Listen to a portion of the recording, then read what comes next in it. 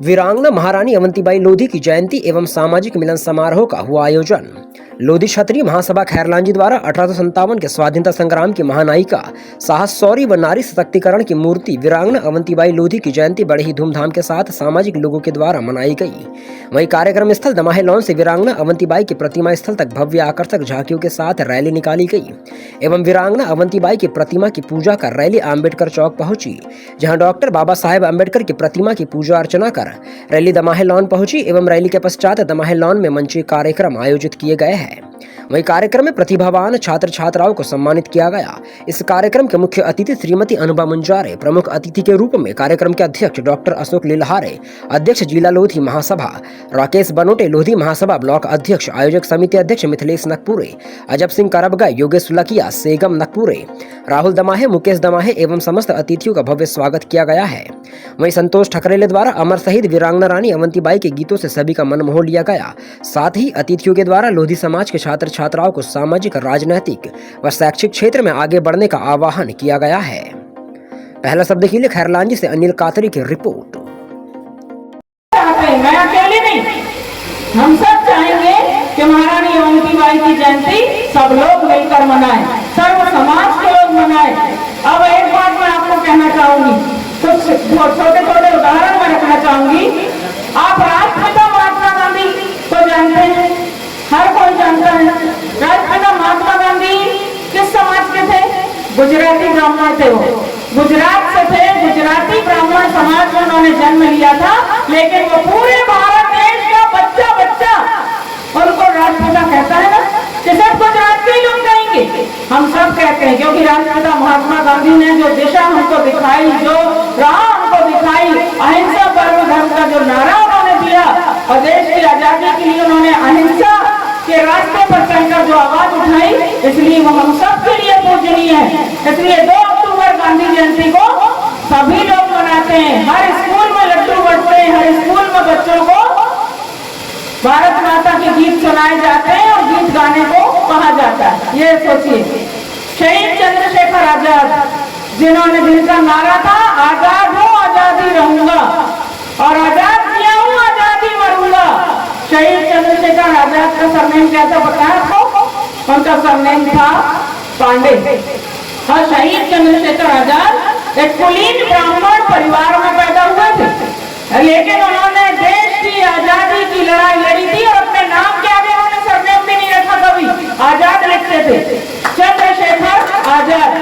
तो शहीद चंद्रशेखर आजाद को हम सब पूछते हैं ना, कि अकेले ब्राह्मण समाज के लोग पूछते हैं, हम सब पूछते हैं, हमको याद करते हैं उनकी वीरता को, तो हमारे सबके रोंगटे खड़े हो जाते हैं। उसी तरह शहीद आजम भगत सिंह कौन थे? एक सिख परिवार में पैदा हुए थे। सिख जमींदार परिवार में उनका जन्म हुआ था। और सिख कौन होते हैं? सरदार लोग, आप जानते हैं, सरदार जिनको हम लोग बोलते हैं, सिख समुदाय से आते हैं वो लोग, पगड़ी बांधते हैं। सरदार भगत सिंह ने देश की आजादी के लिए यहाँ तक कि, जबकि सिख समाज में बाल कटाना वर्जित है, यहाँ तक कि आपने सुना होगा कि इनके बच्चों का जब जन्म होता है तो जन्म से लेकर मरण तक एक बार भी मुंडन नहीं होता, कभी मुंडन नहीं कराते। उनके लिए केस बहुत जरूरी होते, केस का मतलब होता है बाल। लेकिन शहीद भगत सिंह ने देश की आजादी के लिए पर अंग्रेजी हुकूमत से लड़ते हुए, जब वो अज्ञातवास पर थे, पुलिस जब उनको ढूंढ रही थी, तो उन्होंने अपना केस भी कटवा दिए थे, बाल भी कटवा दिए थे। आपने उनकी फोटो कहीं देखी होगी, हेड लगाए हुए, टोपी लगाए हुए, वो उसी समय की फोटो है उनकी।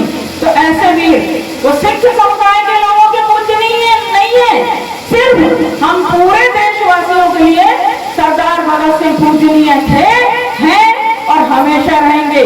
अब झांसी की रानी लक्ष्मीबाई, जिनके लिए सुभद्रा कुमारी चौहान हुई, कवित्री, महान कवित्री हमारे मध्य प्रदेश जबलपुर की, जिन्होंने बहुत बड़ी कविता लिखी है, 2 लाइनें, कि बुंदेले हर बोलों के मुंह हमने सुनी कहानी थी, बुंदेले हर बोलों के मुंह हमने सुनी कहानी थी, खूब लड़ी मर्दानी वो तो झांसी वाली रानी थी। झांसी की रानी कौन थी? लक्ष्मीबाई कौन थी? किस समाज से थी? वो भी मराठी ब्राह्मण परिवार की बेटी थी। महाराष्ट्रियन ब्राह्मण परिवार जन्म लिया था और महाराष्ट्रियन ब्राह्मण परिवार की भी वो बहू बनी थी, झांसी की रानी लक्ष्मीबाई। लेकिन उनको सिर्फ महाराष्ट्रियन लोग नहीं मानते, सिर्फ ब्राह्मण लोग नहीं मानते, हम सब मानते हैं, पूरा भारत देश मानता है। बिरसा मुंडा एक महान क्रांतिकारी, वीर क्रांतिकारी, जिनकी वीरता की गाथा सिर्फ आदिवासी समुदाय के लोग नहीं गाते, हम सब गाते हैं। बिरसा मुंडा आदिवासी समुदाय के नायक हैं, हमारे देश के नायक हैं, लेकिन उनको सिर्फ आदिवासी समुदाय नहीं मानता, हम सब मानते हैं, क्योंकि उन्होंने देश की आजादी के लिए अपने जीवन की कुर्बानी की थी। ऐसा कितने ही वीर हैं, कितने ही ज्ञात अज्ञात क्रांतिकारी हैं, जिन्होंने देश की आजादी के लिए हंसते हंसते अपने प्राणों का बलिदान किया था, सर्वस्व न्यौछावर कर दिया था।